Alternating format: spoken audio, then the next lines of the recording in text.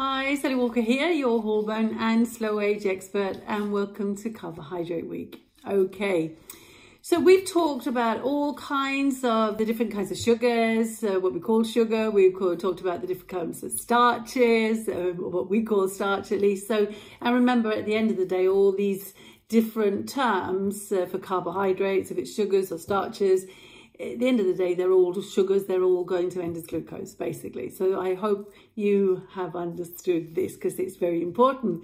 Remember, the questions you need to ask yourself is how much glucose is in this carbohydrate I'm about to eat? And two, do I need it right now? Okay, so today we're going to look at what is dietary fibre. So what this fibre, this cellulose, what is it good for? There's lots of talk about it being, terribly good, and we ought to be getting lots of it. And there is another post telling you how much you should be getting and where you can find it.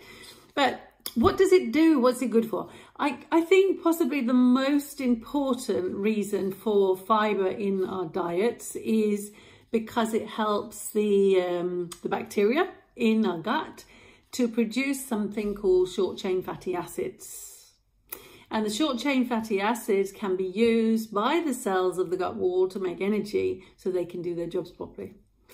And that is very, very, very important. That's a really good thing that they do, absolutely. Okay, so we'd like to support that. But there are studies demonstrating that we don't only, or the bacteria don't only use fibre. They can also use protein actually to make these short-chain fatty acids, but that could be for another talk. Anyway, so what more do they do? Well, they help with the increased removal of cholesterol. So it sucks up some of these waste products that are in our gut, so we remove them with our stools. So things like cholesterol and things like some of the hormones like estrogens and testosterone and that kind of thing, they're all good to be soaked up in some of this fibre, especially the insoluble fibres.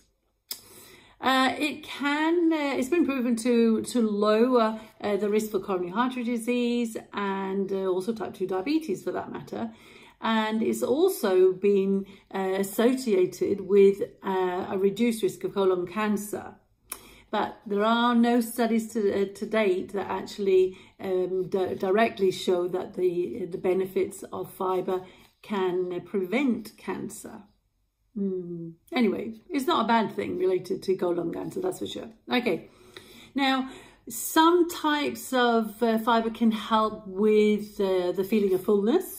And so that might have an effect on how much you're eating. If you're feeling full, you don't want to eat anymore. So that might help with calorie restriction, or it might help with weight loss, that kind of thing. And it definitely will have a controlling effect on how quickly glucose is absorbed, or fructose as well for that matter. So some more fibre in the fruits and veggies can affect how quickly we absorb other nutrients. Yeah. Now, some people say, well, if I don't get my fibre, then I don't have a bowel movement, I'm constipated.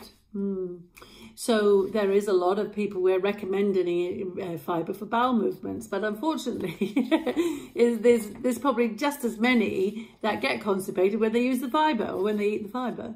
So it's not sort of crystal clear here. If you're going to take your fibre or eat your fibre, then you're going to have a regular bowel movement. It's not always that case probably for the equal amount of numbers of people.